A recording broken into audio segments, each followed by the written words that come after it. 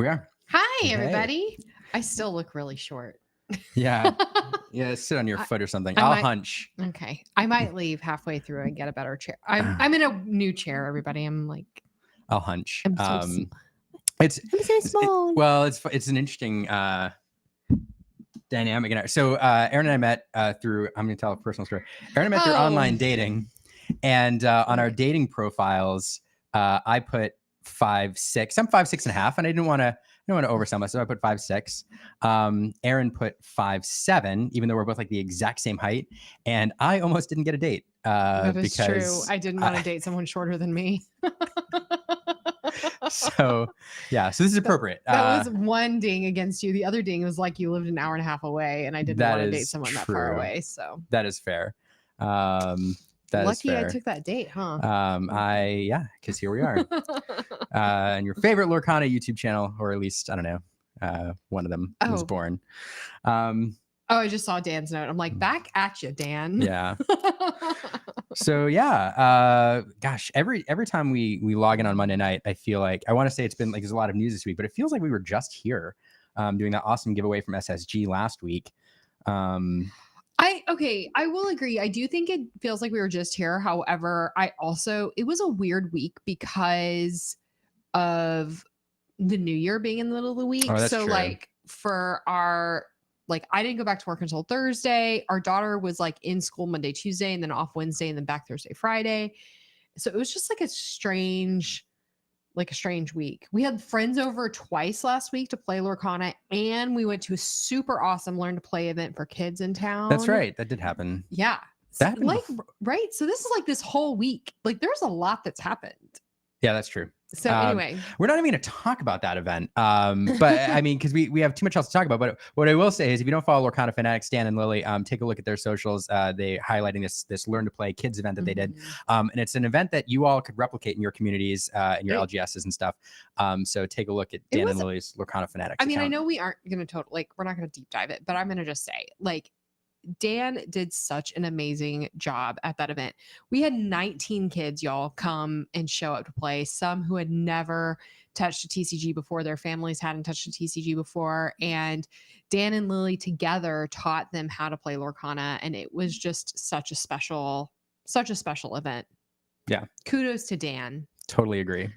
And we got to be a part of it too. So thanks, Dan, for letting us be there. Yeah, it was great. Really, it's one of those things where like if we get out of Lorcana, tomorrow or the channel stops or whatever, it's one of those like memories we'll look back on as part of part of our Lorcana journey. It was really fun. And then coming up this week, you and I are doing absolutely nothing. We're just hanging out here in our PJs, nothing going on. Yeah, no, heading out to Continentals. That'll be a lot of fun. Yeah. Really excited for that. I'm super jazzed. Reminder for everybody, if you're going and you have an attendee badge and you're looking to sign up for some of those side events, those tickets go on sale tonight. I think at 10 p.m. I think it's 8 p.m. Pacific. Oh, then you definitely have to get us out of here. Or I already missed it. I don't know, but it's tonight. So yeah.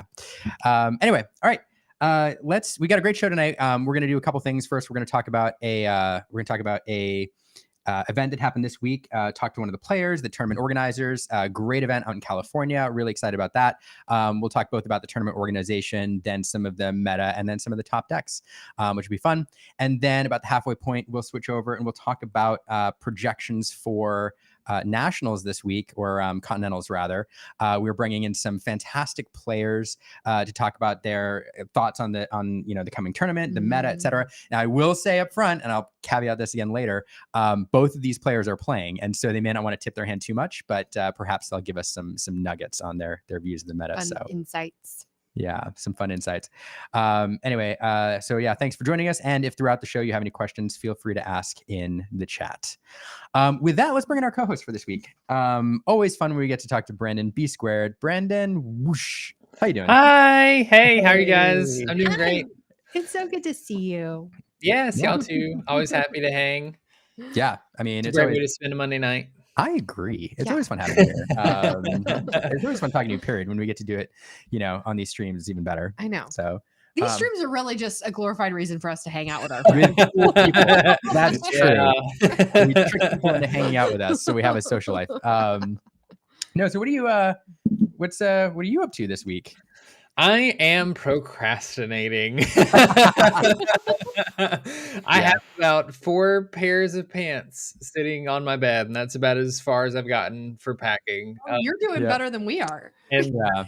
basically, after this, I have to decide if I wanna stay up late and, like, continue to try to gather things so that I have a day or 2 buffer to, like, figure out what I need to get, or if I'm gonna try to fix my sleep schedule, go to bed a little early, and then try and do all of that tomorrow. Because my sleep schedule is very bad right now, so much so that I'm, like, halfway considering just not going to sleep on Wednesday because I'd have to wake up at, like, 3:30 or something in order to get to the airport because I have an early flight. And like last night, I went to bed at 1 o'clock, which felt early. Like I had to lay in bed for a little while just to fall asleep. So I'm gonna try and get that as fixed as I can Brandon, before you need to Thursday. sleep. You're like jet lagging. Yeah. So So yeah. But Great. you are 4 pairs of pants ahead of Liam in my packing. That's So true. congratulations. We know there's a baby we're bringing. Other than that, like we have to. That's kind of Yeah, we're bringing important. a Don't baby. Yeah. don't forget that. Yeah. That's one thing you don't want to forget. You know, I don't know if you guys know who Hank Green is. Doesn't really matter. But I one Yes, time yeah, yeah. saw him talk about how like he travels a lot, and he always said he is very not concerned about packing because most of the stuff, if you leave it, you can just like get That's it while you're good. there, right? Like if you leave underwear, you can go to the Walmart or whatever and buy Mhm. underwear. Don't leave your baby. You can't go get. Probably I too will young say, for a like, Home Alone for us, situation. it's like baby, car seat, stroller. Yes, I could buy a car seat and a stroller, but I really don't want to buy a car seat and a stroller in Yeah. LA. And I really don't want to buy a baby. That just That's definitely not Yeah. going to be good. Yeah. So Those anyway, conversations taking a weird turn. What was that? oh, speaking of which, I don't have the baby monitor. Sorry, I'll be right back. Yeah. This is a family channel. Moving on. All right. So really excited for this first segment here. A couple new guests to the show. There was a real fun tournament that happened out in California this weekend. It kind of flew under my radar, honestly. And then I saw like 8 or 9 Lorcana content creators there. A lot of people there. Hey, Brendan. Yeah, I mean, I first saw Rebecca tweet about it, honestly, and then after that, I started checking into it. And like you said, there were a bunch of other people. It was kind of cool because, like last week, y'all had SSG on, which is sort of like the East Coast, down in Florida, and then I feel like the West Coast is starting to pick up some of these large events too, which is kind of cool that like both sides of the continent kind of have things going on. Yeah. No, it is really cool. And I enjoy having the tournament organizers on here too, because it's great to hear about not only the results of the event, but also like their philosophy going into it, how they organized it, and hopefully their points of contact that other people can reach out to organize their own events if they want. So yeah, with that, we should probably bring them in. So let's welcome to the channel, Jordan and Britt. Hey, welcome. Hi. Hey, how's it going? It's going well. Sorry, I told you I'd bring you in at the 5-minute mark, and it's now the 10-minute mark because Sounds about right. That's all right. I told you it would stay on time, but so congratulations on a great event. It looked like a lot of fun. Yeah, we had a blast. It was pretty good. It was pretty good. So is this the first event you all have organized out there? Yes, it's our first tournament. We were inspired by, I went to Seattle DLC and got to meet a lot of the Love to Lore crew there. And I actually got to meet a lot of local people there too. I played in the main event and got matched with a couple local people. And then we all went to Battle of the Bay and met Tegan and Jesbian and Iago, and were inspired to bring that environment here to Sacramento. That's awesome. And so what was like, as you're organizing this tournament, what was kind of your philosophy going in? Like, who are you looking to attract? How did you advertise? How did you go from nothing to creating what you did? Oh, we really just wanted to bring in, the community is amazing, right? Everybody is so friendly and helpful and just kind. And so we wanted to foster that sort of an event here in Sacramento. And so that's really what we aimed for. We contacted, people through the Discord for Battle of the Bay to get some inspiration, to get to be able to post our Battle of the Tournament, and just, it was great. It was super easy. People flocked in and just had a great time. I'm sorry if you already covered this. How many players did you have? 117. Wow. Yeah, That's amazing for a first time tournament. for sure. That's so incredible. Congratulations, y'all. That's Thank incredible. Thank you. Yeah. Yeah, and it's so I see a picture here. I think that's the. Oh, that I can must see be- Ed. Yeah. He's standing on the right there. Ed Chu there, winner of DLC Dallas, wasn't it? Yeah, Fort Worth. Fort Worth, rather. Dallas, Fort Worth. Yeah, so a lot of players. There's Ed Chu there. Several other players. I will highlight in the show notes on YouTube, I posted a link to Ready Set Inc.'s video that he did on the tournament. So if you're interested in seeing kind of a little overview and then some of his gameplay, a fantastic channel that we'd love to highlight. You'll find that link in the show description. I'll just post it in the comments because reasons. So you all should go check that out. Yeah. Also, we have a lot of fans in the chat this evening. Yeah, I'd like I see to. that. I'd like to point out too that there, obviously, there's a third person in the photo there of the TOs, and that's our good friend Rigel. She was a huge asset in getting it all set up as well. She just unfortunately wasn't able to be here this evening. So She's having a late family Christmas tonight. yeah, Oh, fun. Oh, wow. That's a good reason to miss Yeah. the show. Christmas is always a good reason to miss things. But Did no, you leave something in the microwave? I didn't. Is that all right? Yeah. So one of the great things about these tournaments, especially between DLCs and especially at like this point, the week before the North American Championship, which is the proper name for the tournament, is that we get to see kind of a preview of the meta, where things are going, what decks people are playing, maybe some new spicy builds. What did you all see there in terms of what the player base brought to the tournament? Unsurprisingly, the meta was about a third Ruby Amethyst, Yeah. and then a little bit less than that of Ruby Sapphire and Steel Song. The most surprising deck that people were commenting on was how well the Sugar Rush Speedway deck did this weekend. Really? A few people got 2-0'd by that and came up to us and said, I just got 2-0'd by Sugar Rush. yeah, it was pretty awesome. It was awesome. Where did that finish? Was that in the top? I need to look that up.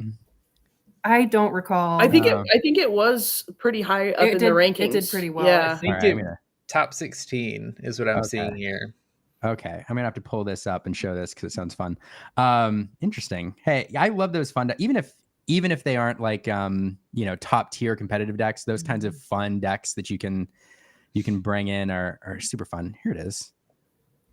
One of our friends, James, had the only Amethyst Sapphire deck in the tournament. So it's nice to see those one-offs popping up. Ooh, Yeah. little blurple action. Oh, Mhm. not Blurple. It was blue-green. Emerald Sapphire. Oh, okay. Awesome. Even more interesting. That is really Yes, for interesting. sure. That's great. I haven't seen that since the turquoise high five. Yeah. Fun. Here's the Sugar Rush deck. Fascinating. Yeah, this looks like a lot of fun. So for anybody looking for this list, so you're not screenshotting here, in the show notes as well, and I'll post in the comments here shortly, we do have the list to all of the decks that were input in Ink decks for this tournament, and you can find them sorted by their finish. So this was in the top 16. It's a fun little deck that I'm actually... This looks actually like a lot. Actually, I was going to say I'm going to build it, but those 4 Rapunzels there kind of... I can only have so many Amber decks because... Oh yeah. those Rapunzels ain't cheap. Yeah, we can only have a few Amber decks built at a time. But no, this looks like a lot of fun. Yeah. And then in your top though, I think we had kind of some expected decks up there, right? For sure. Let's see. For sure. Yeah, 3 of the top 4 were Ruby Sapphire. So Yeah. Interesting. Let's see here. I'm going to pull up the top deck, and then we're going to bring in our second place finisher in a second to talk about his deck. But so this is the winner. Another Ruby Sapphire deck.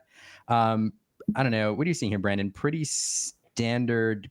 Well, there's not too much that stands out. Like these Ruby Sapphire decks seem to, add a couple cards and take away a couple cards, kind of depending on the person. The one thing that I thought was interesting when looking at the deck is we're only playing a single of the small Sisu to like shift into the big Sisu, because recently Amber Steel, especially like aggro versions, have been running around rampant, and even some Ruby Amethyst decks can, start out pretty fast. So if you can get like an ice block out and then get into a Sisu or something, it's pretty good. So I thought that was kind of interesting. But other than that, it's kind of the same thing. There's a little bit of a spice there with the Great Stone Dragon, but I wouldn't say that's like abnormal. We've seen that in other Ruby Sapphire lists as well. So yeah, that's what I was thinking. Most everything there, but yeah, the dime is interesting. I always like looking for the dime now, since we have seen a few tournament winners, like, or at least top finishers, play without the dime. So it's always fun just kind of peek and see if that's the direction they're going. Yeah, 3B pairs, 3 Sisus. Yeah, good deck. Caroline in the private chat pointing out that the winner here is a Continentals qualifier as well. So I mean, I don't North know. American Championship. Sorry, North qualifier? American Championship qualifier as well. So I don't know. Having finished that high, I can imagine this will be a build that may carry over into next weekend. For sure. Yeah. All right.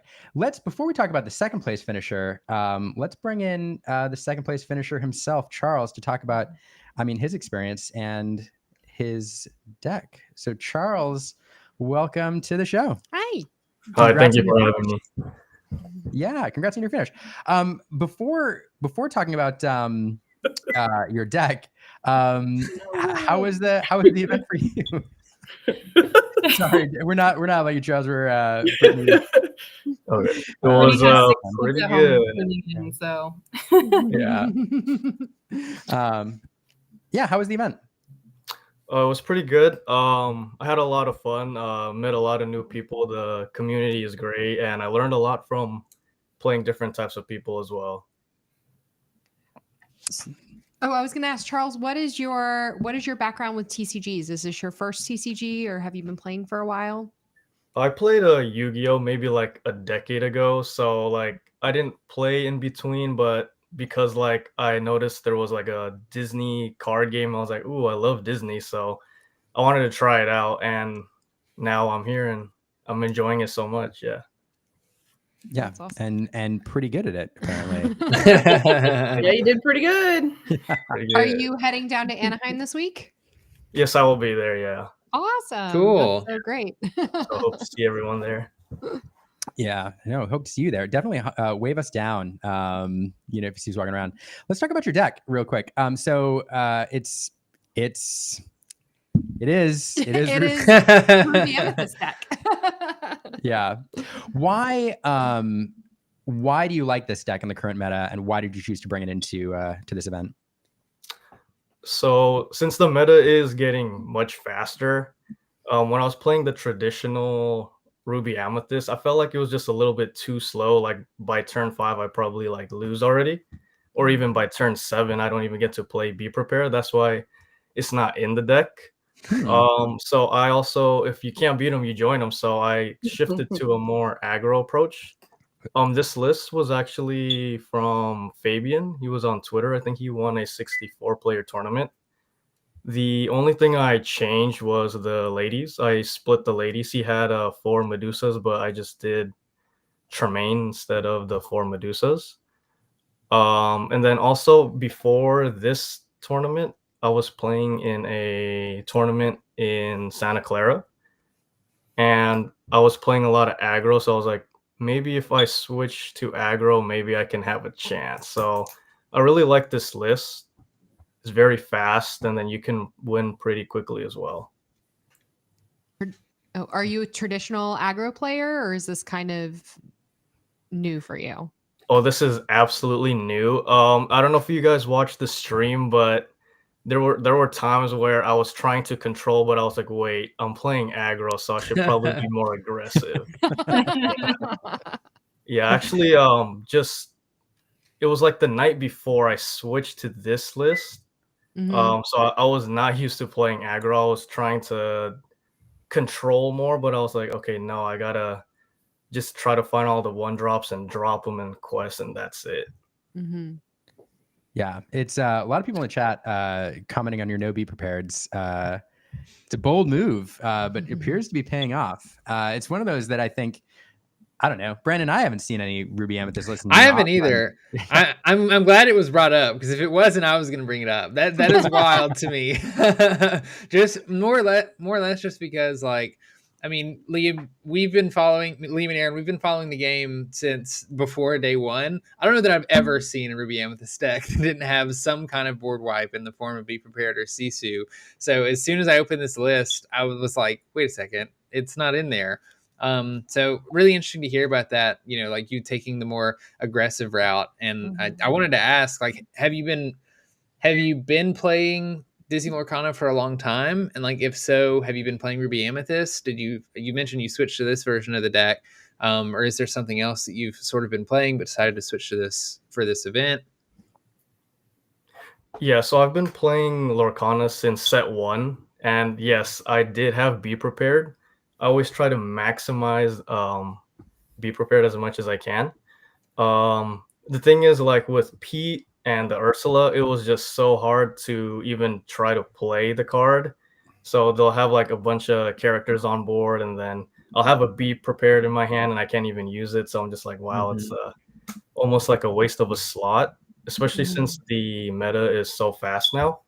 I was trying to fit in maybe 2 big Sisus, but I just feel like it would already be too late by the time I played it. And then like there's a lot of characters now that are more than 2 attacks, so I'll just like it might not work out. Yeah. One question. We have seen some of these more aggressive Ruby Amethyst builds slot in that 1-drop Moana with 3 power to get that Flynn trigger turn early. Is that something you considered or you've played around with? Yeah, I did play test around it. It's definitely a good card. The only, I guess, setback would be it just can't like challenge unless you have like I think it was a pirate character. Pirate captain. Yeah, captain. Pirate or captain? Oh, captain. Captain. Okay. Yeah. Captain. So I was like, if I really needed a late game or something, it might not work out so well. Yeah, that makes sense. I was just curious. It's fun seeing him worked in, and I didn't know what your thoughts on that card were. The other thing that strikes me in the deck list, I mean, it's other than the lack of wipes, it's pretty standard. But I mentioned the consistency. One thing you learn when copy and pasting these into slides every week, if you compare this to your predecessor deck here, they're never on 2 rows. They're never on 2 rows, which means I cannot put them. So anytime my rule is if ever a deck can fit onto 2 rows in Dreamborn, it's mostly 4 ofs, and it's very, very consistent in that case. So Caroline pointing out in the chat here, no Maui as well. Dale Bellado actually in the green room here pointing out no Maui. So even fewer control options there. So yeah, consistency seems like one of this deck's strengths.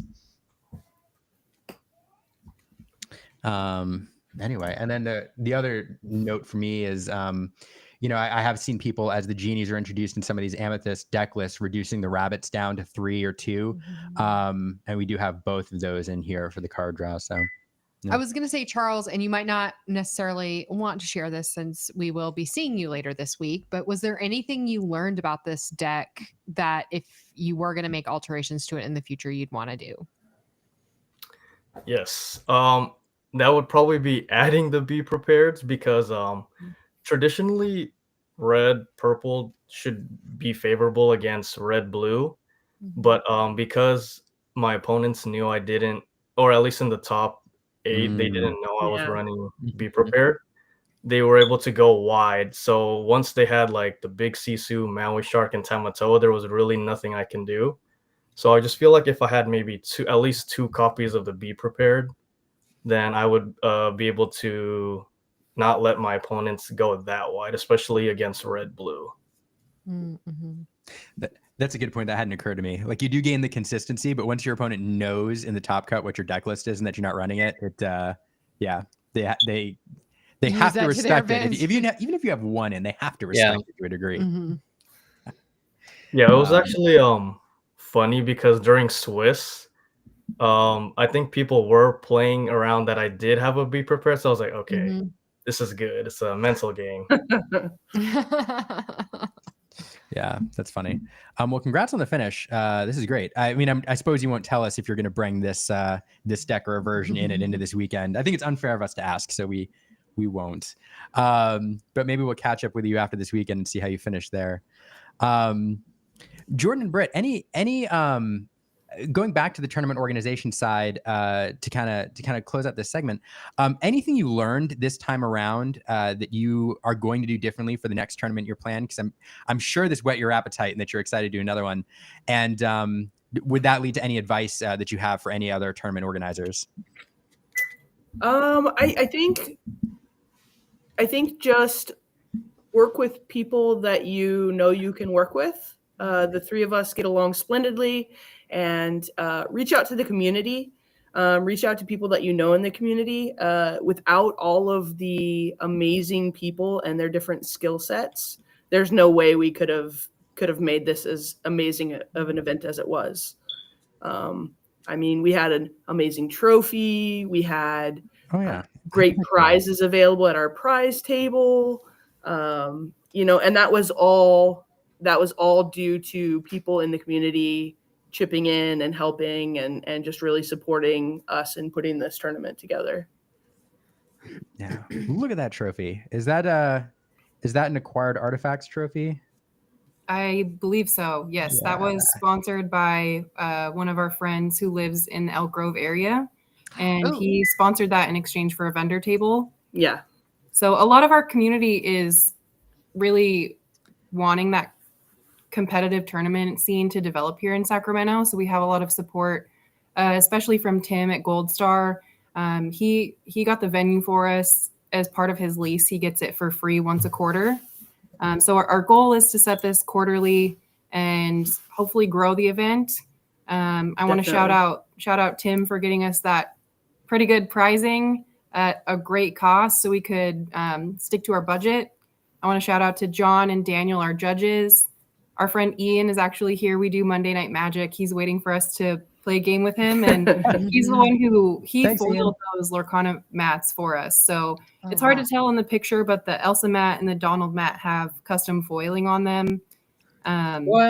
Just want to shout out to him because he ran the side events for us too, and we heard nothing but great feedback from Rebecca. Was here with Caleb, and Rebecca was in here playing side events with Ian and Tim and a couple other people who came from. We had people from Reno drive over so they could participate in the side events and the main event. So yeah, I think our major takeaway is just to involve everyone in the community and get their feedback and set up future events. People are really interested, and it was amazing. I appreciate Britt and Rigel and everybody in the Lorcana community. Everyone. Yeah, it was, again, with the three of us did all the back end stuff to make sure, we had the venue and the tables and the chairs and all that. But again, without everybody's help and input, like there's no way we could have done it and had it be as good as pretty good as it was. Pretty good as it was. So that's the slogan that we stole from Tim, the shop owner. Yeah. Anytime you pull something or play a deck or do anything interesting, he says,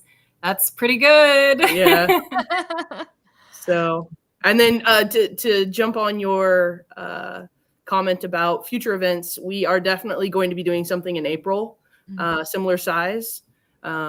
We just are kind of waiting to see what else is getting fired off by like PPG and stuff to make sure we don't have any conflicting dates. And then also we want to run smaller tournaments as well for like juniors and different, learn to plays, different people in the community. Yeah. So I think this might be what you just said might be a little bit in response to this, but something that I think is so amazing about the tournament that y'all organize is that y'all are the ones who did it. We don't see very often people of marginalized genders, women, as tournament organizers. And I think that is something that the Love to Lore community is really working on. I know you said you tapped in or met a bunch of people in that community in Seattle, but what does it mean for the Lorcana community that this tournament was put on by you? How are you trying to kind of instill a different viewpoint into tournament coordination? I think not just tournament coordination, but a woman's presence in general in the TCG community is what we're really striving for, and just luckily it went off without a hitch, and it was fantastic, and everybody had a blast. Mm-hmm. But just kind of showing people, hey, you can do this too. Like, get out there, get it done. Yeah. That's something that Tim also really prioritizes in the shop space.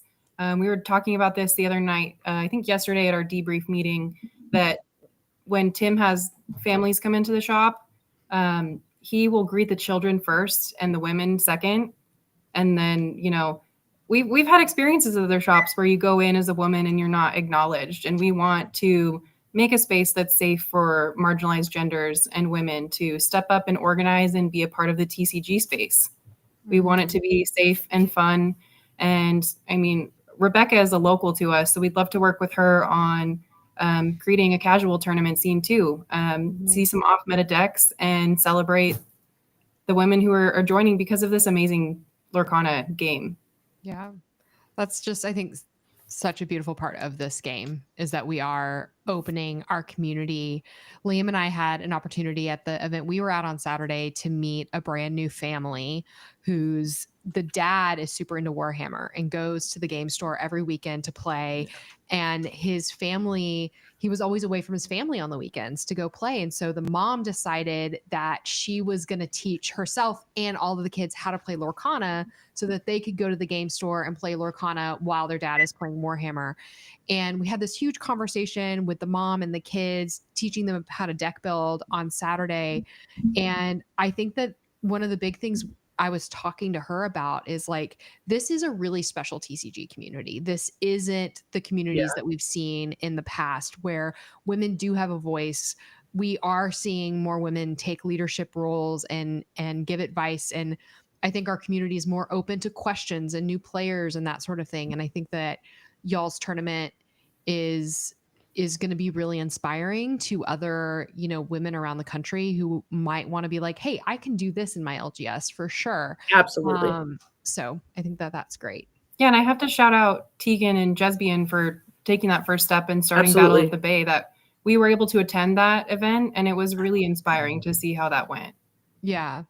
Yeah, I mean, it literally, like, we were sitting there towards the end of that tournament, and I just kind of looked at Jordan, and I was like, dude, we're going to do this. We could totally do this. And she was like, yeah. And we were like, all right, let's make it happen. And we did. So I think we did it in like 3 weeks of planning. It was 3 weeks. Yeah. It was a bad idea. Yeah.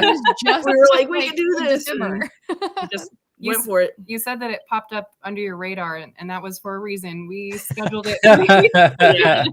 Yeah. So... and I saw, somebody mentioned a rookie tournament. We'd love to host one of those. But the juniors tournament, we really want to get kids involved. I feel like it's so kid friendly. It's a Disney TCG, and I love seeing the kids. We had a few kids at our event yesterday. Obviously, Caleb, Rebecca's son, was there. He did amazing. We want to get more kids playing too, so. We had 3 kids at our event on Saturday. Yeah. And they all did pretty well.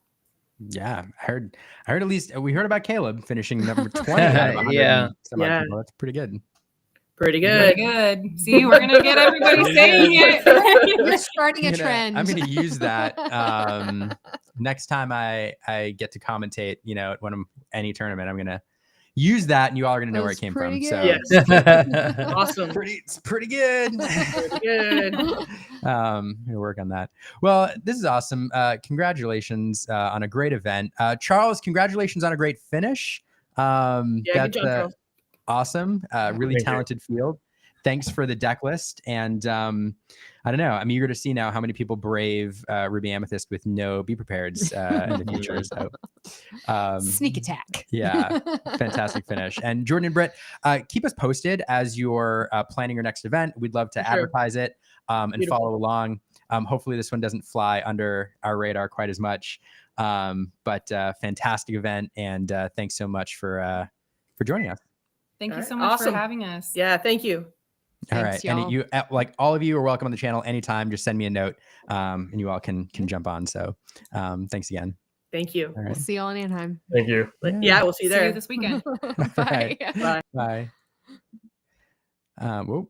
Oh, you just booted I everybody. just booted, yeah. I booted Bye, Brandon. Bye, Brandon. Hi, Brandon. Oh, fancy seeing you here. Where What have you been up to? We Brandon, before we move to the next one, I want to do one other thing because I see Dad Canna in the chat, and I actually was looking at his deck list here. I wanted to pull up real quick because it's a fun one. It's Amber Steel, but it's Amber Steel Mufasa. Oh, No Home in the yes. World. Yeah. Fun little list. Yeah, I love the Mufasa variants of this list, or of this ink pairing, especially with the Docs and stuff. I'm a big fan of Doc. I don't know why. He's always interested me since he was released. But yeah. It's an interesting, that's a topic you're going to have to bring up in a moment, because I think, if I remember right, one of our next guests, Wonder, has been singing Doc's praises since the moment he was released. I think so. Validated now. But that's one of the things about this Steel Song, like Steel Song right now, or I shouldn't say Steel Song, but Amber Steel, that it's a little scary right now, is you sit down across from a player and you see, you know, them starting to drop Cinderellas and Daisies and stuff, and you have no idea if you're playing the aggro version versus the Steel Song version or this. If your opponent inks Pete on turn 1 and plays Cinderella or Daisy, like that gave you no information other than you're playing Amber Steel. That could be one of, 3 different Amber Steel decks, and you just kind of have to navigate it for the next couple turns, which sometimes is enough time for a particular Amber Steel deck to kind of gain an edge, depending on if they're trying to be a little bit more aggressive or if they're setting up for a song package to be more controlling. I mean, can we just like hearkening back to Charles playing that Ruby Amethyst without the Be Prepared, like in the blind, it's just brilliant because everybody thinks you have the Be Prepared. Right. You're never going to not play around the Be Prepared until you get to a point, unless you're at a point where you're like, I just have to, right? Like he either has it or he doesn't. Well, maybe even on game 1, like you finish out and you're like, oh, he just had a bad draw. He just exactly. Exactly. I'm still waiting for it to and if you really want to play those mind games, you can act like you have Be Prepared in the deck too. Like, oh yeah, unlucky. I never saw it on that first game. And it's like, it's not there. Surprise. I also have to wonder, like, as you're going into day 2 and you're looking at your opponent's deck list and you're like, wait a second. Yeah. This is only on 2 rows. What's missing? Yeah. Anyway, that was a fun conversation. I appreciate these, especially 100+ people tournaments. 100+ people in 3 weeks of planning. Yeah. That means they got like over 100 registrants in like 2 weeks. Yeah. That's amazing. And because it tells, and it's amazing. And also they fill in a niche for competitive players in their communities to kind of test their mettle before these challenges. And also gives us kind of a hint of the meta, little meta snapshots. So, speaking of which, before we pull in our next guest, shout out to SSG, announced a 10K last night. They did. And I think it filled already. Yeah, I think they released a tweet about it and they were like, it's already filled. We're sorry that for all the people that didn't get tickets that wanted to, which is like, it sucks that, some people can't get tickets that want to go, but awesome to see that they're getting that much reception. Yeah. It's incredible. I think it was it was around a 120 cap or something like that, 128 cap. It sounds about right. I don't remember. Yeah. I want to go. Anyway, we should move on to our next guest, who people are here to see as those who are prepping for Anaheim. 2 fantastic players, both of whom have been on the channel before. We're really excited to have them back. I'll start by introducing Dale Bellido. Dale has finished in the top cut 4 times, I'm tracking, according to our stats keeper, and 8th in Chicago. Best challenge finish. Did I get that right, Brandon?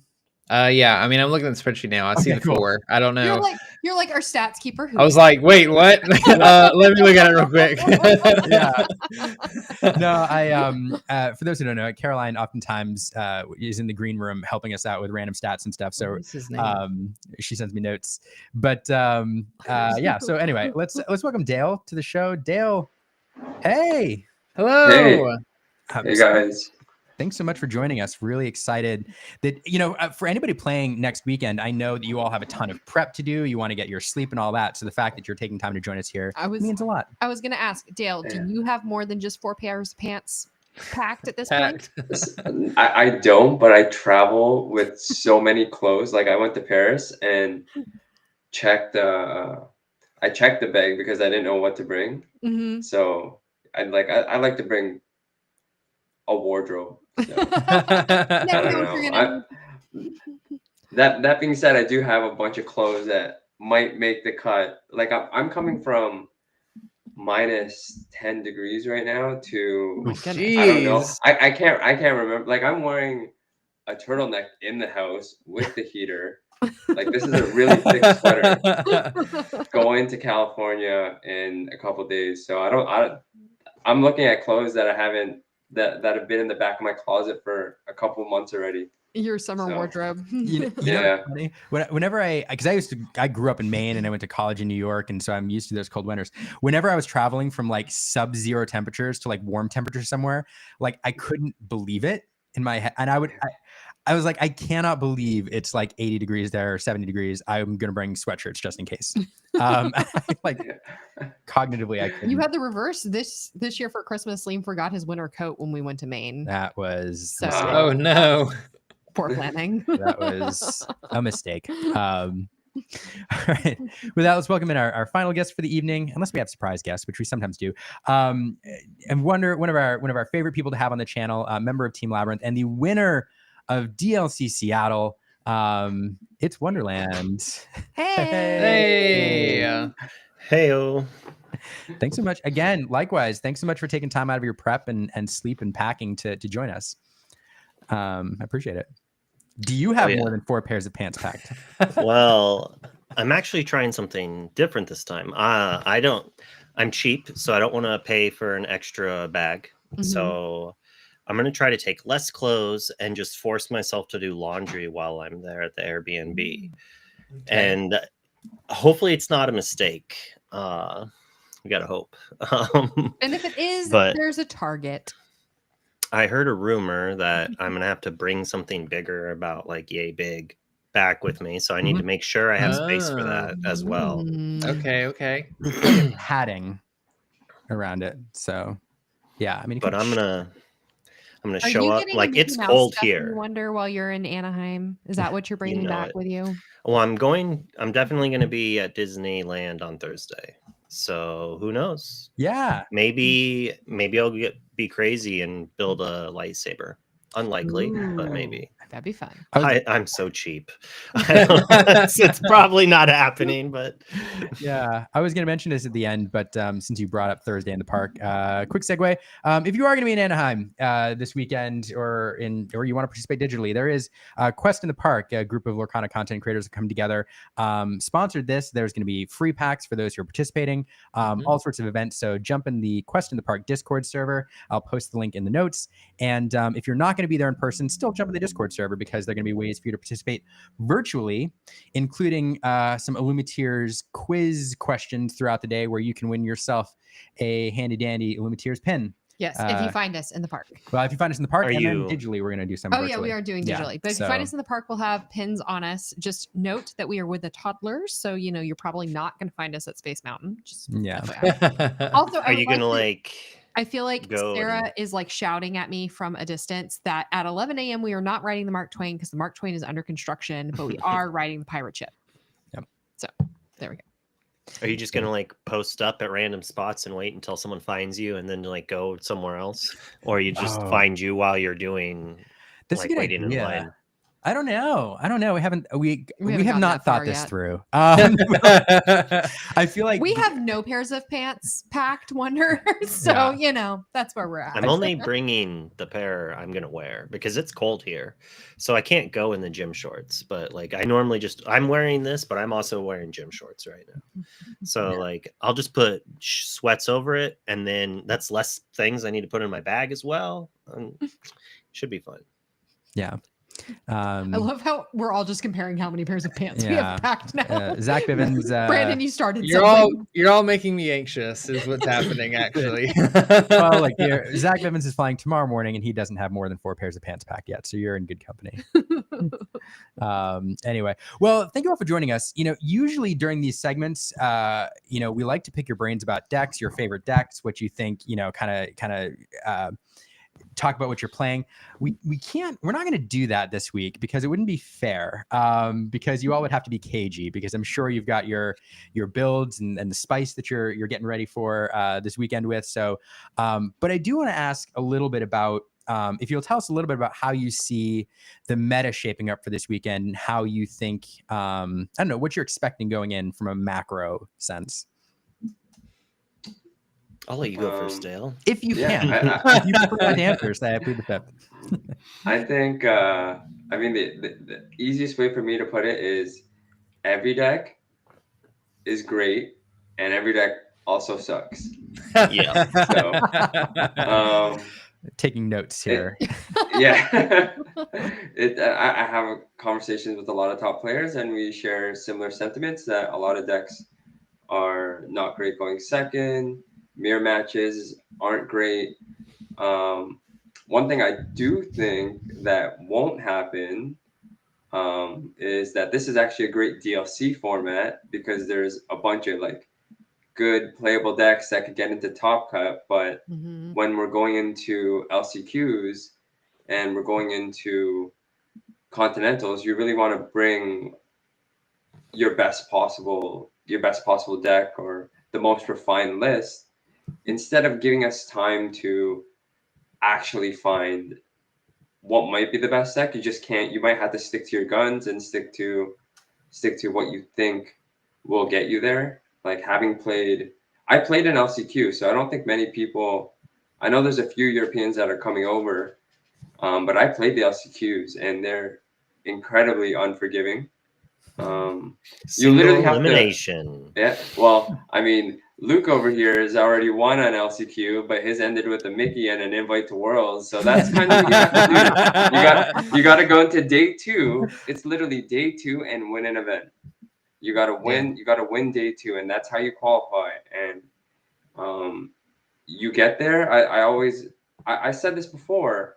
The people coming into qualifying from LCQs are already kind of battle tested for the weekend. Like, they've felt that stress the whole time, and the next day doesn't feel any more difficult.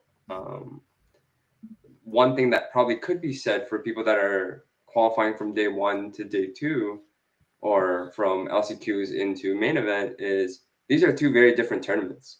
Best of 3 and best of 2. They're not the same decks. And best of 3, best of 2, open deck list on the 3rd day. Like, there's so many different. Every day is a different tournament, which is kind of cool. I get to skip the line a little bit. Not like my other buddy over here that gets to skip a format, but that's pretty sweet. I'm still gonna play. I still want to be champion. I want to hold the belt. Have you heard the news? Zen's getting a tattoo if I win Worlds. I'm thinking if I win NA champs, I can be like, well, it's the same thing, bro. Like, come on, just get a black and white version. That's true. If tattoos are do not offer given, to get yourself a tattoo. No, I will not.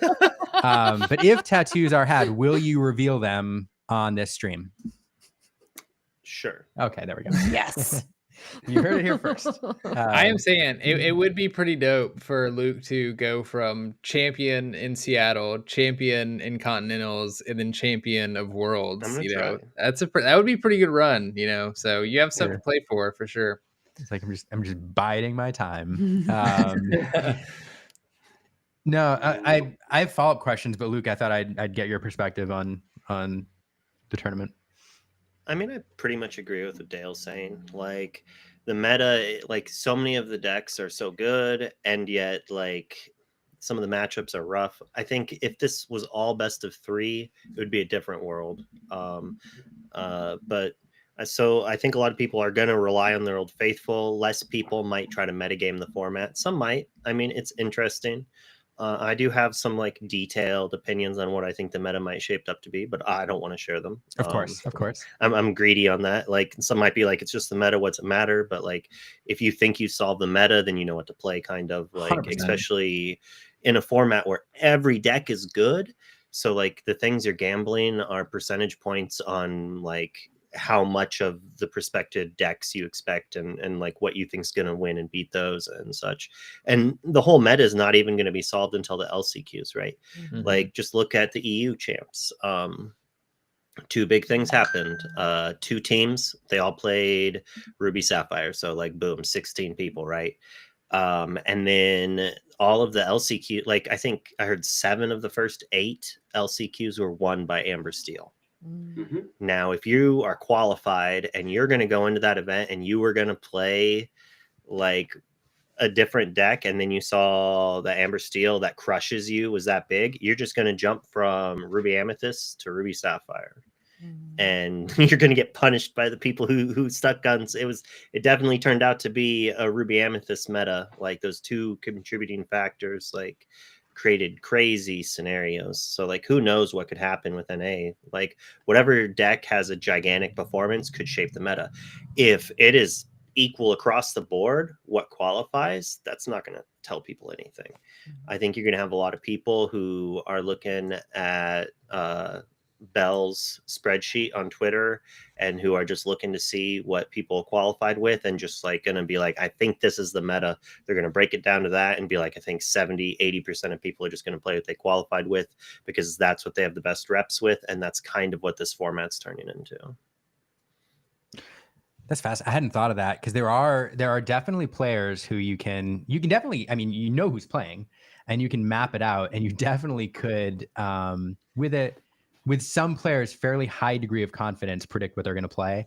Yeah, that'd be interesting to kind of map that out. You could probably get a pretty good read. Yeah. Yeah. It is interesting hearing you talk about and we've seen this in challenges before, of course. It's the same format where you have, 2-game format day 1, 3-game format day 2. But it is super interesting to me how having that 2-game format on day 1 really warps people's thinking, and you kind of have to choose, do I prioritize? And it clearly the priority is qualifying for day 2, but do I prioritize, qualifying for day 2 and then set myself perhaps on the back foot for day 2, or do I go with something that I'm really, really confident in, best of 3 matchups, and hope I get in? I don't know. Yeah, I think it's an interesting format, like Dale and Luke have said. I wanted to ask, like obviously those that aren't playing in the LCQ, you're probably paying attention to what's happening in the LCQ, like we saw in Europe. But because I don't really want to get into the weeds of like what you guys think is good and what you're bringing and all that kind of stuff, I do want to ask y'all to maybe highlight why 2-game format is so different than best of 3, and like why certain decks might be better to play in a 2-game format versus a best of 3, and sort of like those general thought processes behind that, because obviously not everybody watching this is going to be at the LCQ. There's only so many seats, but I think a lot of people could learn from that going into set champs or whatever they're coming. There'll be tournaments they'll be going to after this. Yeah, that's a great point, because there are set champs that are 2- and 3-game formats. So yeah, this is a great question. I think it's kind of divided.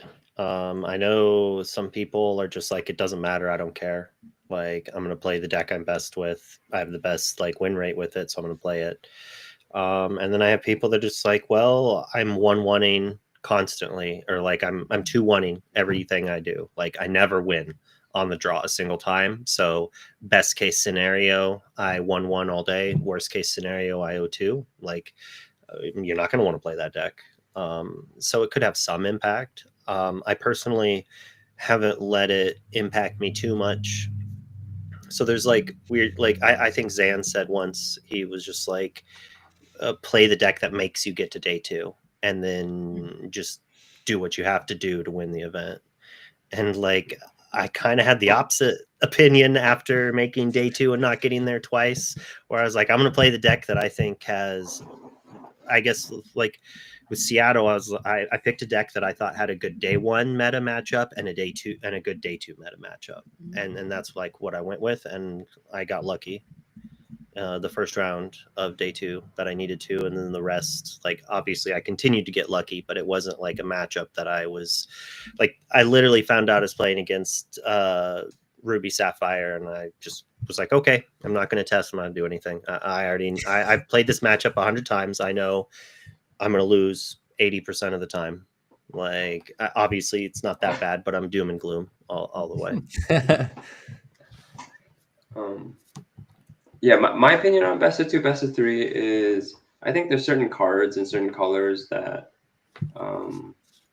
pair better together with using a strong going first, a strong on the plane, and strong on the draw interactions, and that's the only reason. I think my deck choice does change from best of 2 to best of 3, because I think there's certain colors that are very strong going. Like in prior sets, green steel was one of those colors that were just as strong on the draw, where they were on the play, they could open with the most broken opener, but on the draw, they play the discard route, which is one less card to discard. And there's certain cards that, like Calhoun is one of those cards right now that I think is an amazing on the draw card, and decks that play that have a little bit more of an advantage, or not so much huge advantage, but maybe a little bit more percentage points going into a best of 2 format. There's some very popular decks. A lot of the steel decks are all, I mean, you got to run Calhoun. It's a great card. So Yeah, I mean, that's probably another reason why DeCandio did so well with mines. Like, yeah, he was the first one to really pioneer it. Yeah, and the thing is, like, DeCandio showed that a month before, just without Kitas, but like DeCandio sets the format. I mean, sets the pace quite a bit, and been a fan since day one. And I think he was the first person to kind of get just because he puts himself out there and he puts his list, people kind of know him and know how to mulligan against him at tournaments. So I'm sure that kind of was a little bit of a disadvantage, but yeah, I mean, I'm speaking to the choir now, so yeah. Plus, the deck was pretty new, so like they probably also, I know what you're playing, but I don't know how to play against it. Yeah. I for those who most people probably wrong, but in case you're not, Brendan DeCandio built this Amber Steel aggro deck that's become known as his deck name, which is Diggy Diggy Hole. And it's referred to as, but it's a very, very fast Amber Steel build, and I actually sleeved it up to try it out myself because I was curious how to play it and play against it. It made some waves. And I don't know if we'll see any in the NA Championship, but we could, because it's performed well, and it kind of disguises itself as a Steel Song deck for the first few turns. So it's interesting. I think the LCQs will determine whether or not we see much play in the thing, because there's definitely going to be people bringing it to LCQs. Yeah, it wins quick. Like if you don't expect to see it at all in a normal event, like you're lying to yourself, I think. Yeah, I think it will be a very popular set champs deck as well, because it catches people by surprise, and especially in smaller tournaments, you can run away with it pretty quickly. It's an easy way to top cut if you're not used to playing against it. I'm really eager to see how set champs form after this coming weekend, because I can only imagine that whatever does really well, at Continentals is going to just flood all of the LGSs. Yeah. I have a feeling that anyone playing in Continentals after this weekend are going to play set championships with their pet decks. Like, whatever deck I decide, my set champs, I'm gonna play Blurple, or I'll play green blue. I'm not gonna play Amber Steel. I'm not gonna play red purple. Yeah, I'm not gonna play even if I were to win with the championship deck, I couldn't do it. It needs to be fun. Yes. Although the whole year one is coming up to this for most of us, and this could either be the end or the second last chapter. And it's getting serious and it's getting stressful, and part of it is we lose sight of the fact that it was fun, and I've lost sight of the fact that it was fun. I kind of went into a hole and was just like, you know what, I want to do well, But again, this tournament is not indicative of how good you are or what your story was, but it's just I'm losing. I just want the tournament to start so I could start to have fun again, because I need to get on the plane. I need to land. I need some sun. That might be it. Not enough vitamin D because it's so cold here. But Well, yeah. Once you spend some time at Disneyland, like yes. you just need to recharge that battery.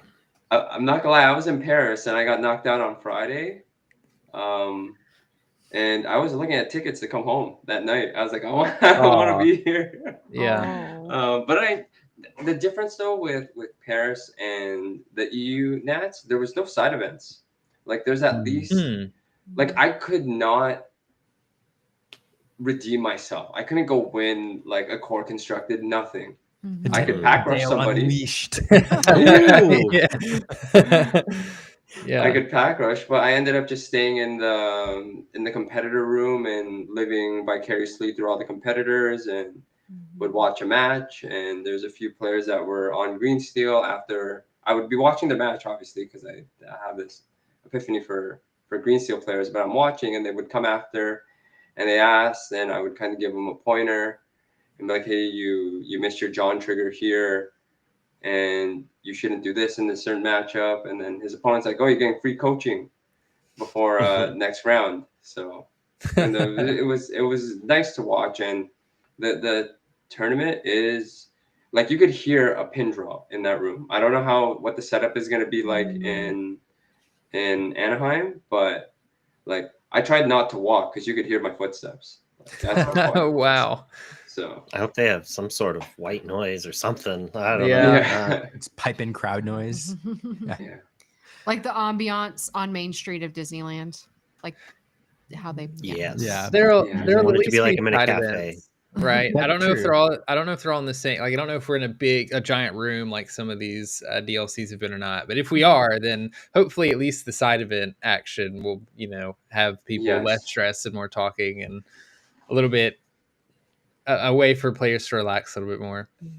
Yeah, people didn't get to see it. It was like in the basement. It was downstairs. There was this grand ballroom upstairs with all the stage and the setup, and downstairs you're literally playing at like a local store.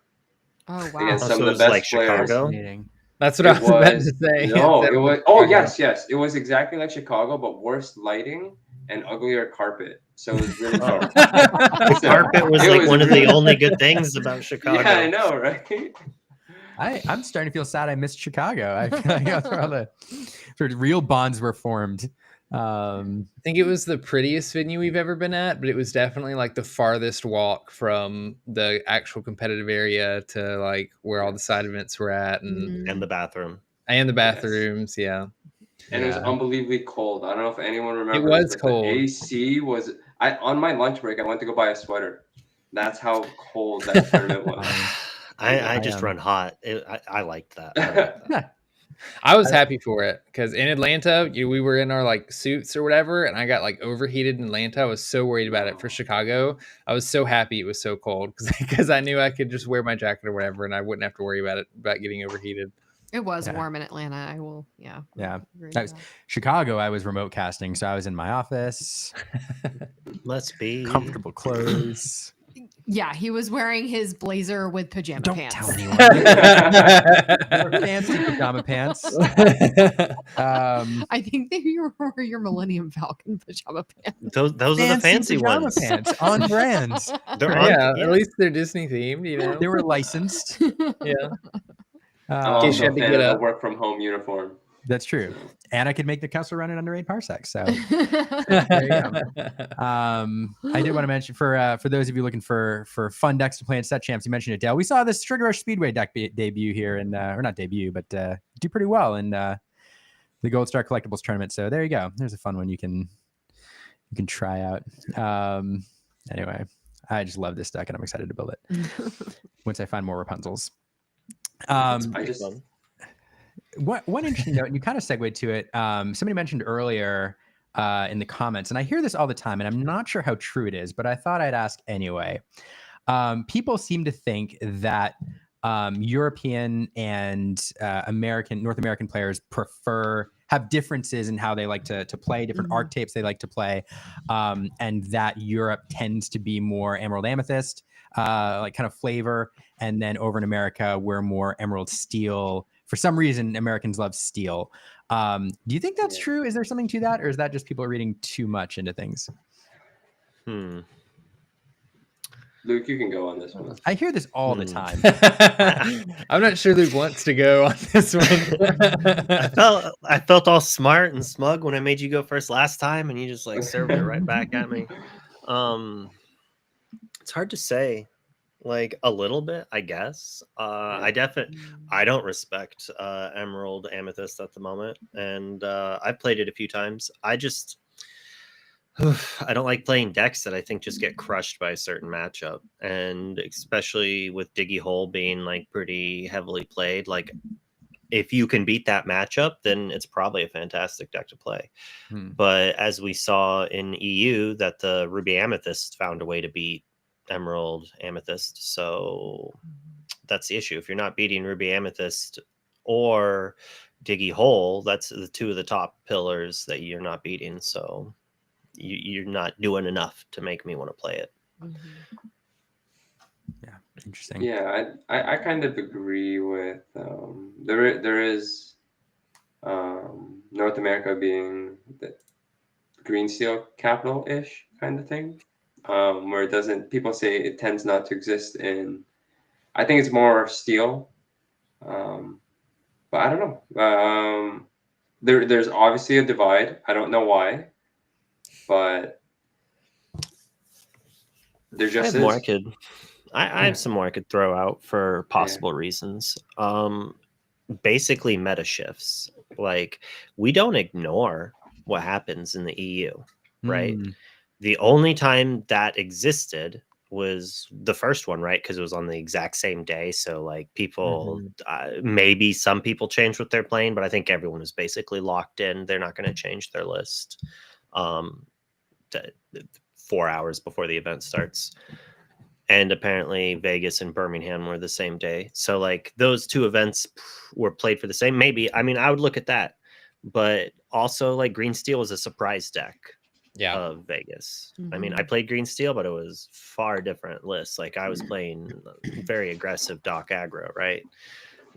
No 5-drops in my list. And then obviously after Vegas, well, Green Steel is definitely part of the meta then. Like it was known, everyone was geared to beat it, and then it won again. Wasn't fully beat. Yeah. It wasn't knocked out. But set 6 is crazy. There's just new cards added for almost all the archetypes that were lagging behind got increases. The archetypes that didn't really get, like Amber Steel really didn't get much. I mean, it got a little bit, but not too much. But what it did get was an alternate build, like a completely different archetype that could change some percentage points here and there, which basically does give you another game piece to put on the board for picking. Like when I was doing my meta report for, here, let me change my background to advertise for the other thing. The new podcast I've been doing with Sky and Caleb. On it, we did a meta thing and we put 2 Amber Steels on it. And it's like, well, this is where we put Diggy Hole and this is where we put Steel Song. And we basically put Diggy Hole and red, blue, ruby, sapphire as S tier decks. And it's not like I'm saying this deck's going to win 100% as much as like when we made the tier, it's like, this is the deck. This is the boogeyman. You have to have a plan for this matchup. If your plan is hope every deck beats it out of place and ignore it, that's a plan, right?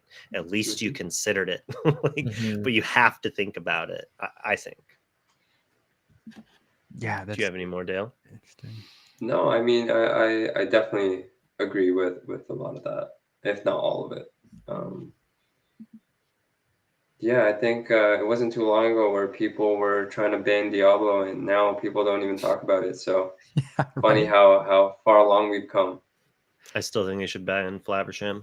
I never changed my opinion on it. He's always been the true boogeyman. Yeah, that's fair. And we did see our first, at least the first that I've been aware of, ban Genie post on Facebook today. So did you? Yeah. Okay. There we go. I just saw it. So Yeah, that right. It was just as spicy as you would anticipate. All the usual reactions. They're breaking the game with these pushed cards. Right? Oh, Yeah. the sky is falling. An uninkable 4-drop that draws a card. Yeah. Anyway, I have one more question, and then I'll turn it over to everybody else and see if we have any more chat questions before we go to our final segment of the show. First, it's two-parter. One, if you are somebody who's going to watch this weekend, and you are going to follow along on Melee because you don't like waiting for the stream, I recommend you watch the streams because they're super fun. But if you want to watch on Melee and see where people are doing, what are your Melee names and how can people follow you? And then the second part is, this is unfair. It's kind of an unfair question because there's so many good players to ask you to sing people out. But who are the other players that you are kind of have your eye on this weekend to see what they're doing? And who would you recommend people kind of look out for as they're following the tournament? Like, rather than the obvious, like all of my teammates. Oh yeah, sure, of course, of course. You're on a Like- team? What team are you on? Who knows? I don't know. See, I wore the wrong undershirt. Here, I was just gonna show. Oh, he takes it away as I'm taking my shirt off. Oh, I sorry. see how Oh. it I'm gonna show it again. I'm gonna show wow. this. Oh, there you go. Oh, there they are. I hate that photo. Like, despise it. I don't know why. Everyone likes it. Oh well. Okay, we'll get rid Well, of take it. it away. Go- I was go like, take it away, away. Liam. It's fine. We'll just sit and watch it in silence. Yeah. No, I had my 20 lore shirt on. Oh yeah, there you go. No, there Okay, you go. yeah. Always have to rep Ooh. them.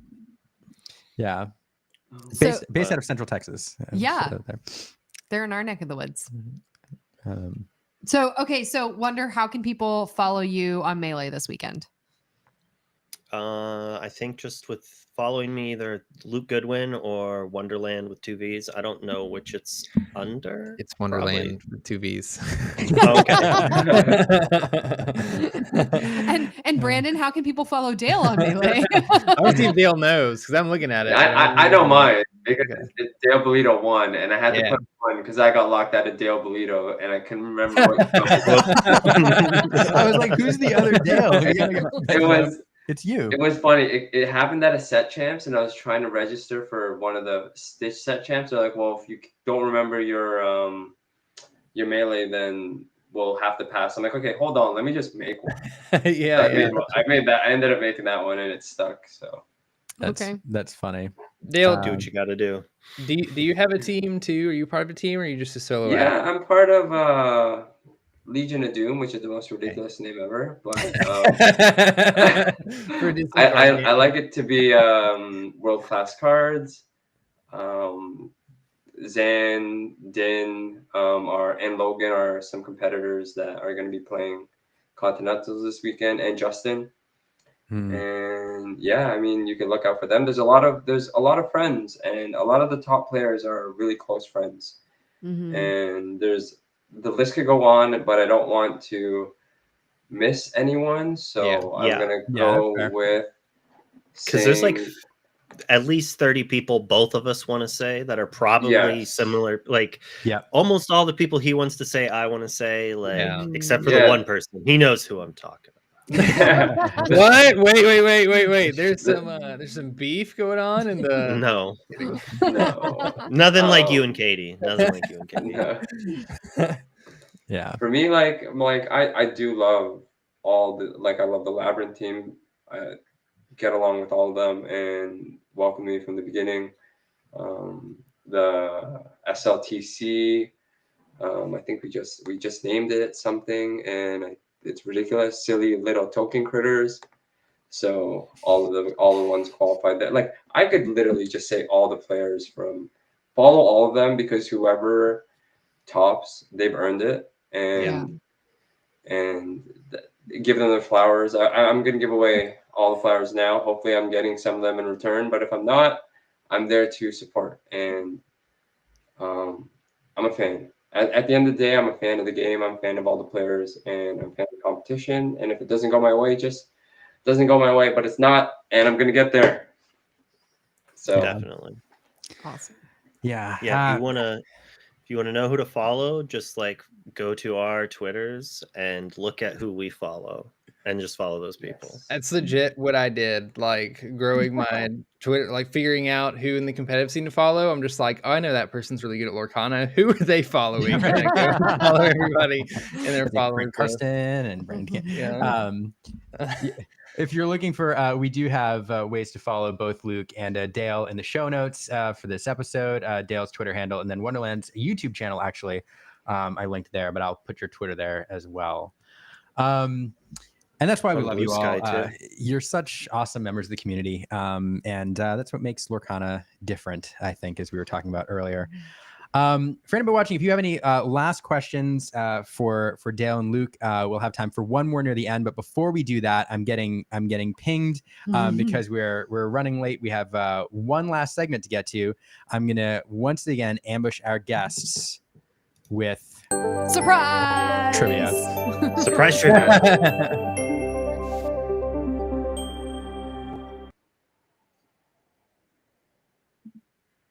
Caroline, hey. Surprise! You're muted. You're muted. Caroline, Surprise. you're muted. Oh, no.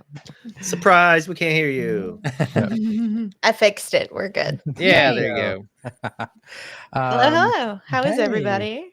We're doing great. We're doing Happy to see your face. So I'm glad to be back this week, and I'm back with a little new approach to trivia because Ooh. I have noticed that when we have some more folks on the TCG side of things rather than the Disney side of things, that things Just don't make go it as easy well for for me. me. Okay. So instead, this is going to be trivia about Lorcana cards instead of themed around Lorcana cards about Disney. So this is also going to be good practice for Liam and Brandon this week because they're going to be looking at a lot of cards and not able to necessarily see the text on it. Mm-hmm. They're going to be looking at it from a distance Mhm. and only seeing the images. So Liam, you want to pull up our first card image? Yes.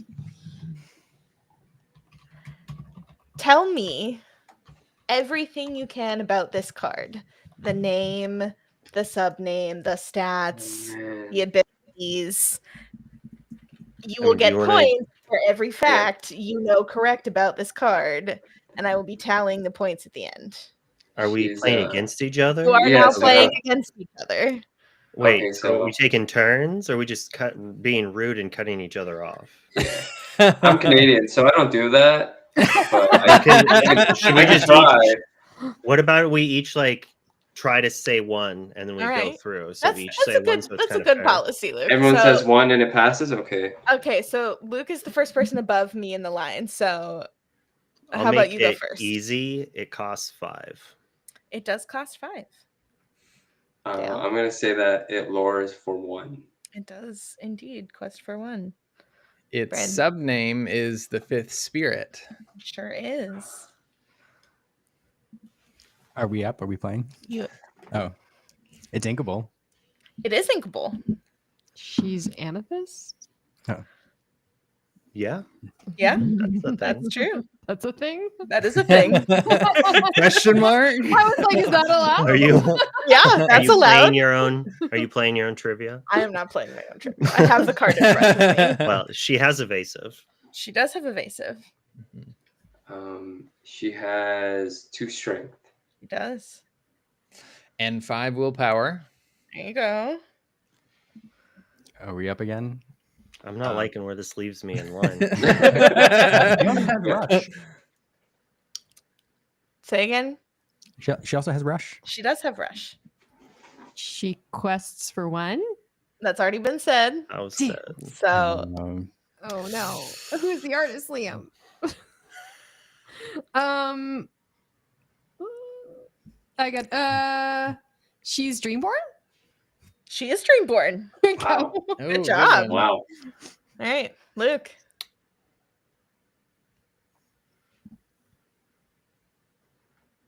I can't remember if she counts as a princess or a queen. So I got to think. Mm. Mm. And now I can't just stop thinking about the picture that I made with Zen on there. This is We'll say princess. No, she is not a princess. You get one chance to save yourself, like Aaron did.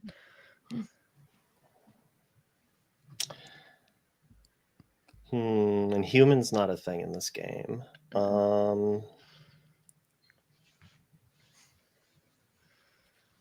I'm out of things, so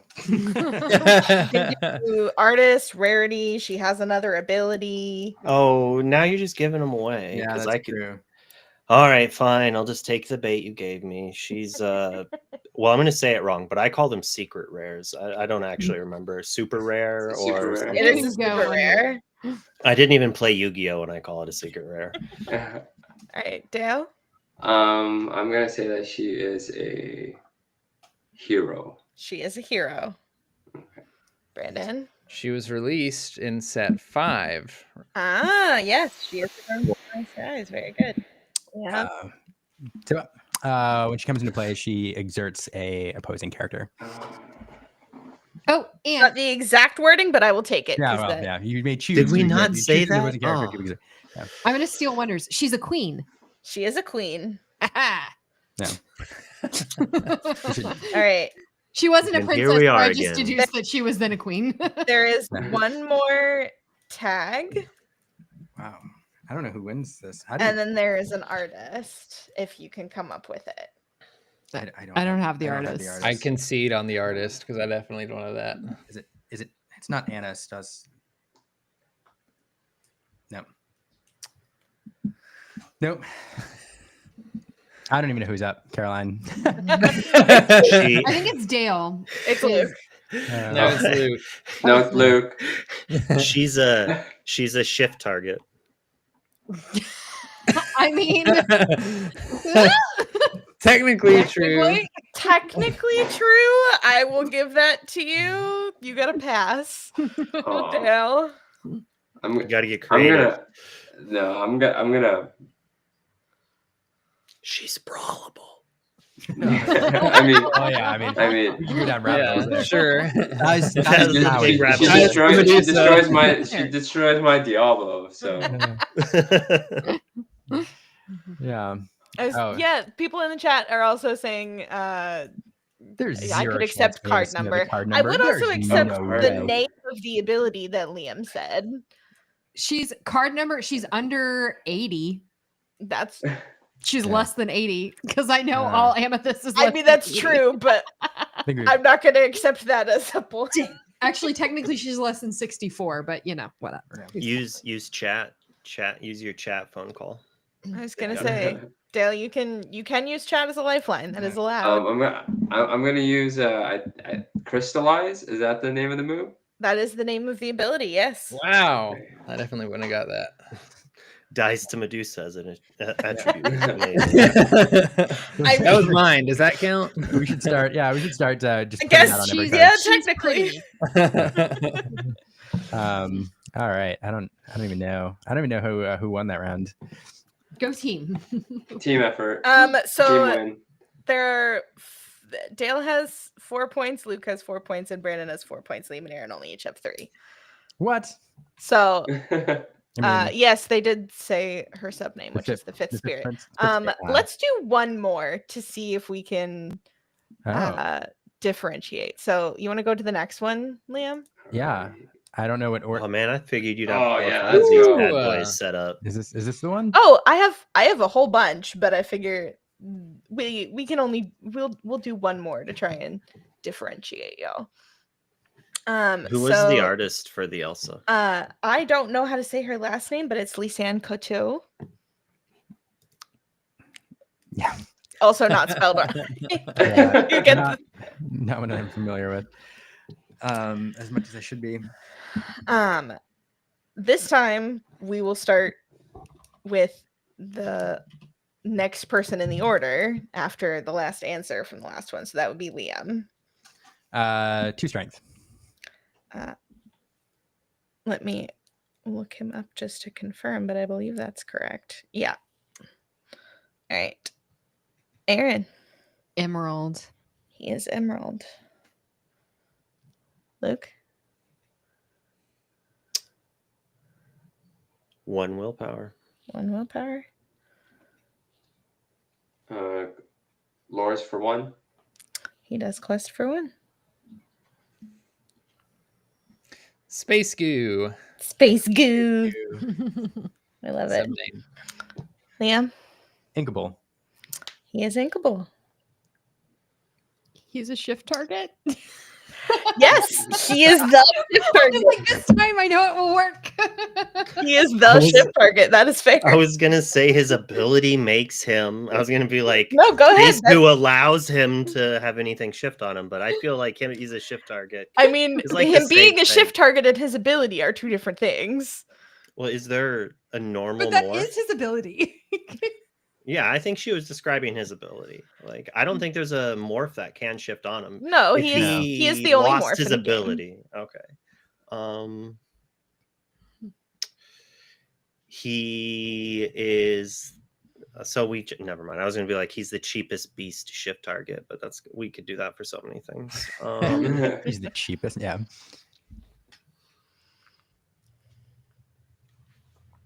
I'm trying to remember what I want to say slime, but I can't remember what he is. Oh, alien? Yeah, Alien. Oh, Dale?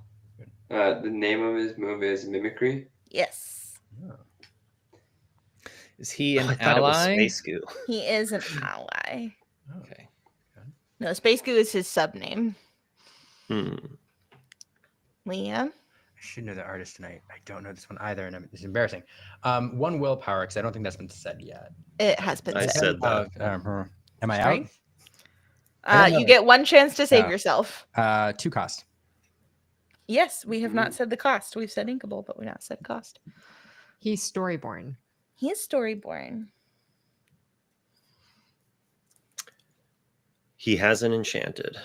He does have an enchantment. Which I was is- actually thinking about using that one too, Wonder, but I didn't know if that was allowed. I need to like move chat so I don't see it while playing this game. It's like I can't He's not see it. He's a rare. Oh yeah, Mhm. He is a rare. Dang. That's what I was Yeah. going to say. good one. Ooh. He was released in set 4, Ursula's Return.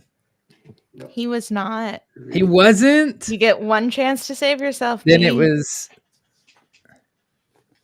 Then it has to be set 3, right? Into the Yes. Inklands. It Yeah. was set 3 into the Yeah. I couldn't even think of set because I don't know.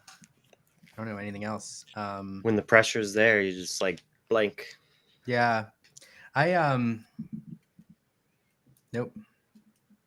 Is it my turn? It is your turn. We got quest for 1. I got nothing. All right, ally. Liam's out. Yeah, I'm out. Aaron? I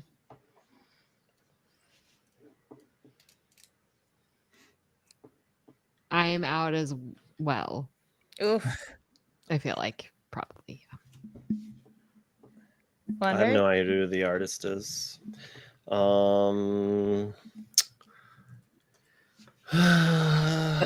We said it was an alien ally quest for 2. It's a 2/1. It's a rare. It has an enchanted form. It's an inkable 2 cost.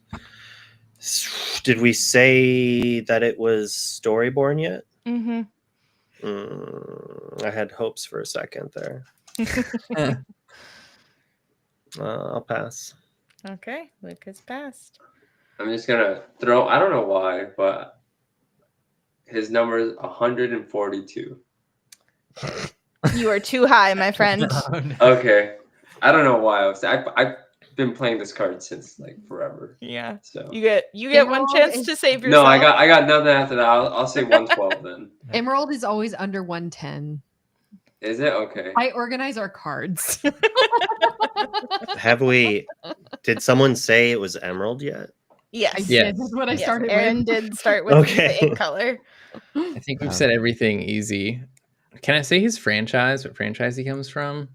What franchise does it come from? Is that a tag?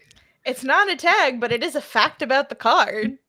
Treasure Planet. He is from Treasure Planet, and that gives Brandon the win. Elsa's from Frozen. Did anybody actually said morph? Yeah, none of you. Oh, said nobody actually said either time. Oh man, that was a fun game. I'm now I want to know. I forgot which other ones you pasted in. We'll have to do those next week. Okay, so you don't want me to flip to No, them? I don't. Okay. We'll have, because next week I'm guessing some of the cards that I sent you will probably feature in decks during Continentals, which is why I picked these, because I figured these would be cards that would be in some deck lists we'll probably see soon, and also they'd be cards that our pro players here are familiar with. Should have went with Speedway. Oh yeah. Locations I haven't ventured into yet, but I may have to if there's That a would be spicy extra tough. location deck that makes a splash at Continentals. At Won't the be me. North American Championship, No. excuse me, Rochelle. There you go. There you go.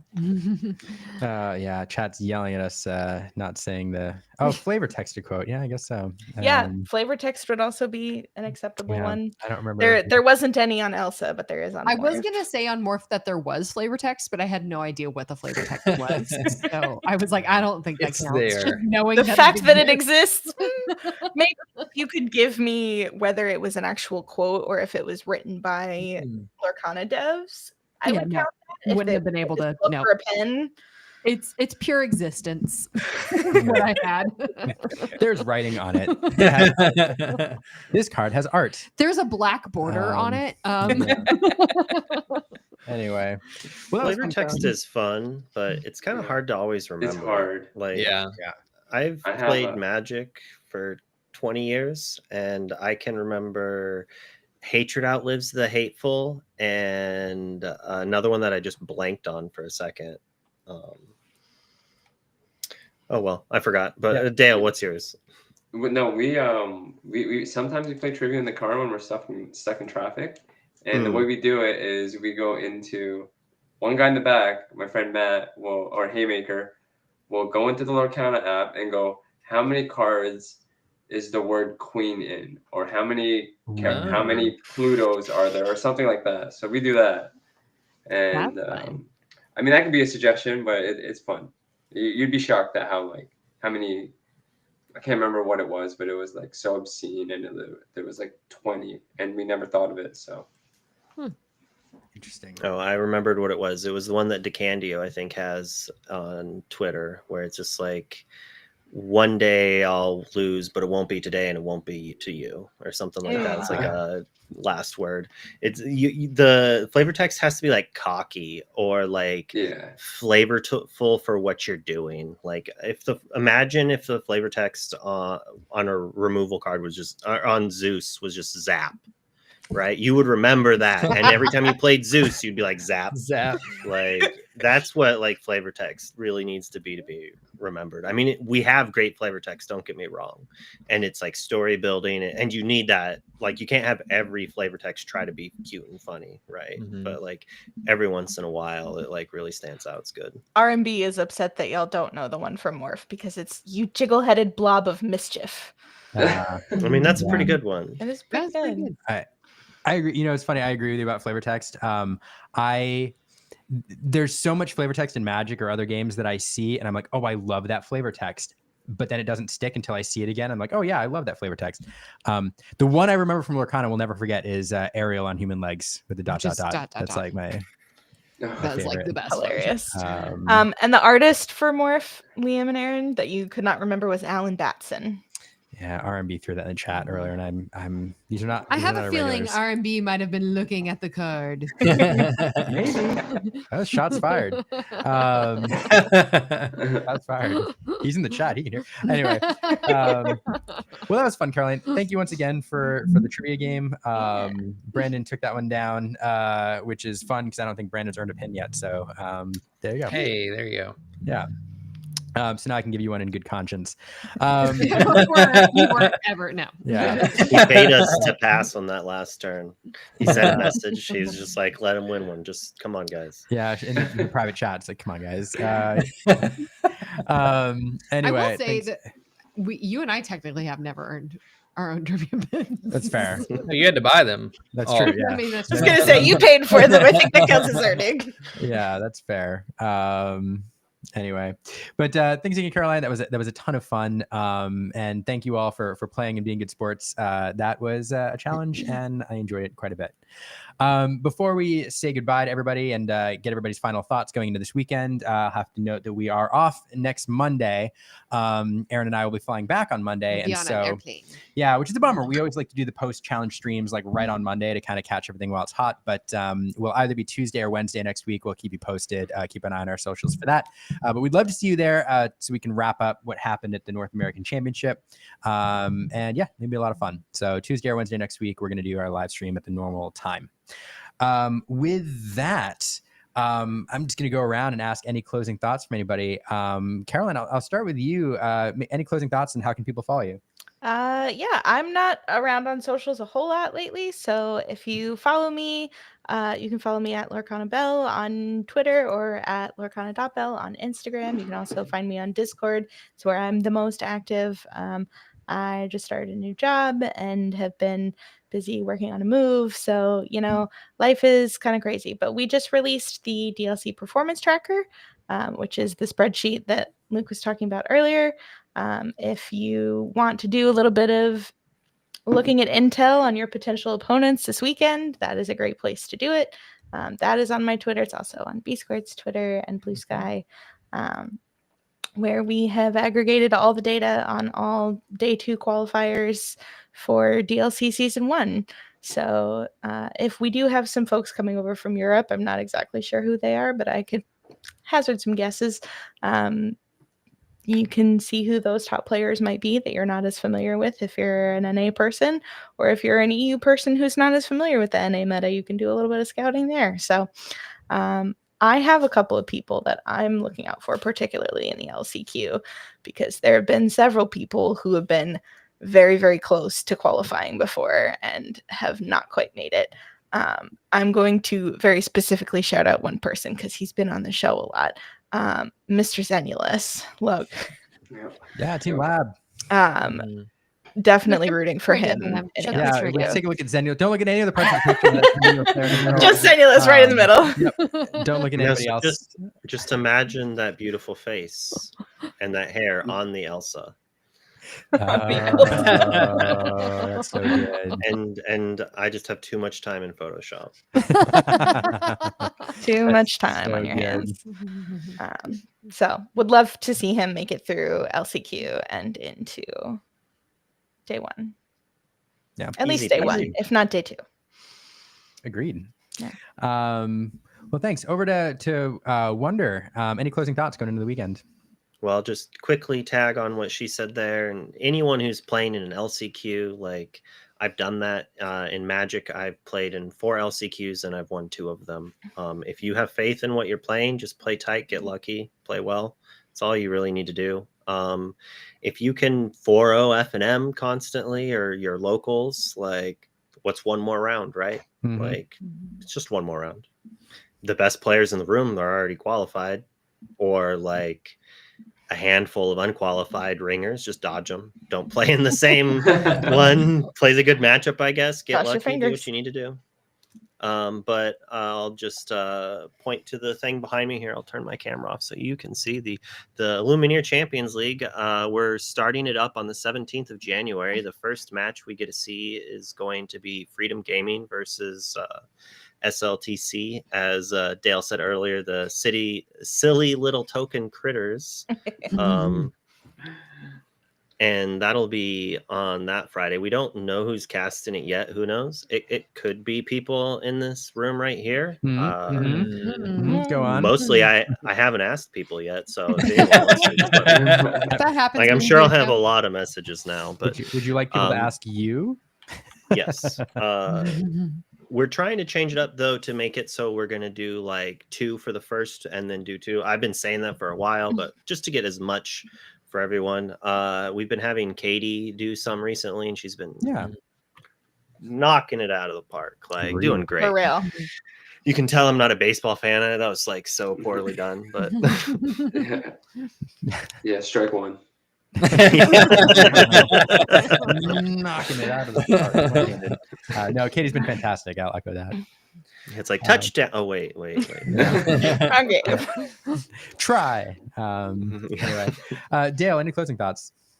No, just again to piggyback off Luke it is going to be a tough tournament. I think there's very much a thing of overplaying and playing too much and just getting into your head and getting into the wrong mindset and dooming a lot. There's nothing wrong with dooming, for the lack of a better term, but not to a point where like you don't feel good going into the first round. I think you can play test a little too much, but just I mean you've won games, just like Luke said. You've won games before. You've won 4 in a row, 5 in a row, and it's very, very possible. I mean, someone's gonna have to do it in your pod, so why can't it be you?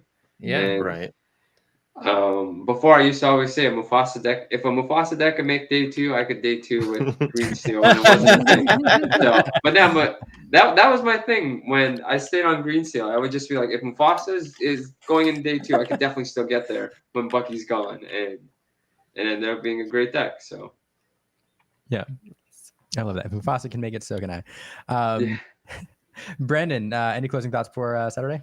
I'm super excited for this weekend. I think we're going to have a lot of really cool stuff to watch. You know, like we were talking about earlier in the show, the first season of the Disney Lorcana Challenges is kind of like not coming to an end here, but this is almost the end. This will be an end for the majority of the players. A lot of these people have worked super hard to get here.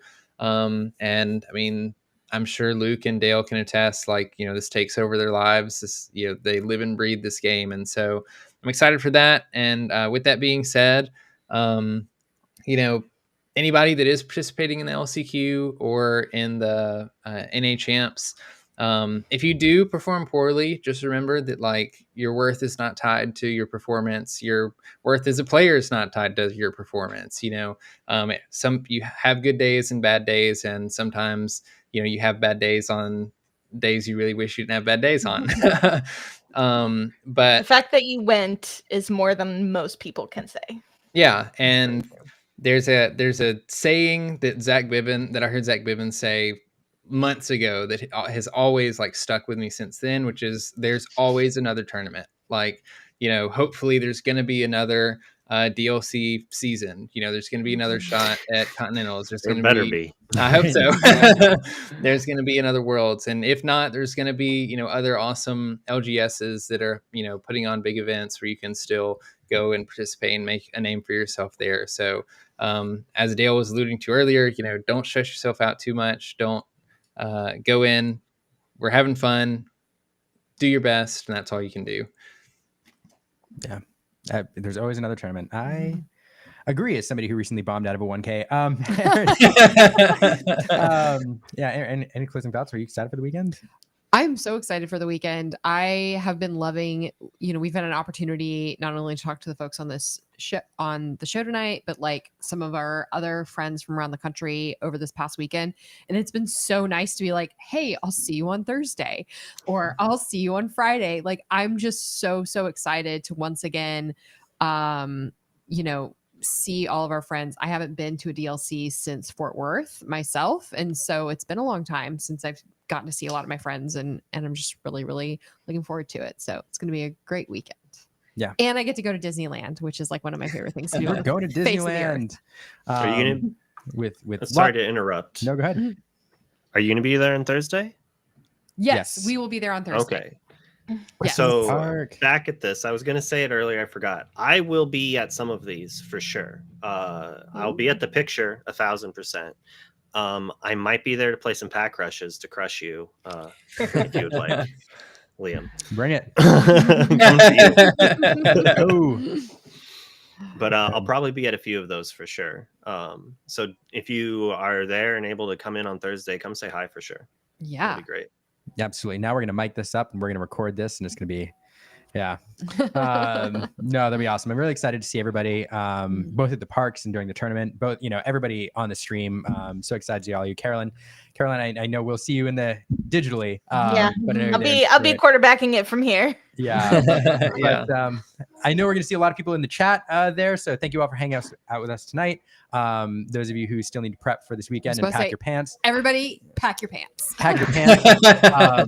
With that, thank you all for watching this evening. If you're still here, make sure to follow, like, subscribe, whatever platform you're on. We really appreciate it. And we'll see